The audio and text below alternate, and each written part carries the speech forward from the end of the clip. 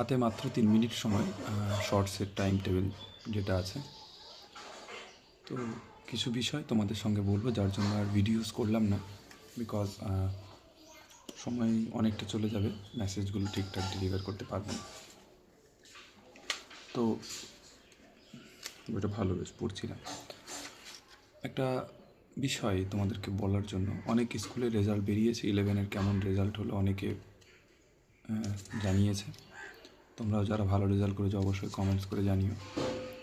গত 22শে এপ্রিল কাশ্মীরে একটা মর্মান্তিক ঘটনা ঘটেছে, যেখানে প্রায় আপাতত 26 জানা যাচ্ছে, হয়তো আরও মানুষ মারা গেছে। আমাদের বাংলারও অনেক মানুষ, একজন খবর পাওয়া যাচ্ছে কলকাতা রেসিডেন্সিয়ালি যিনি থাকতেন, যিনি একজন এনআরআই, আমেরিকাতে থাকতেন, বেড়াতে গিয়েছিলেন সস্ত্রী এবং সন্তান নিয়ে, তিনিও মারা গেছেন। মানে ভদ্রলোক মারা গেছেন, আমার শিশু এবং তার স্ত্রী অক্ষত রয়েছেন। তো এই ঘটনায় পুরো দেশ, জাতি, ধর্ম, বর্ণ নির্বিশেষে আমরা সবাই গভীরভাবে শোকাহত। দোষীদের শাস্তি হোক, অবশ্যই শাস্তি হোক, যত দ্রুত সম্ভব শাস্তি হোক। এবং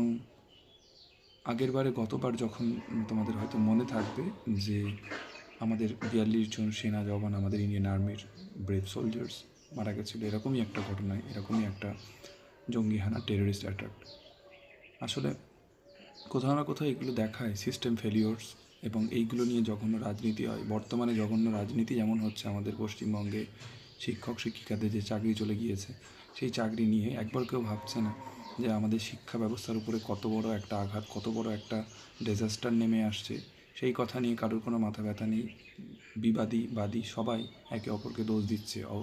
অবশ্য আমরা, মানে আমি, তুমি, আমরা, যাদের ছেলেপিলেরা পড়ছে স্কুলে, যে সমস্ত ছাত্রছাত্রীরা পড়ছে, তারা সাফার করছে crisis of teachers, crisis of education.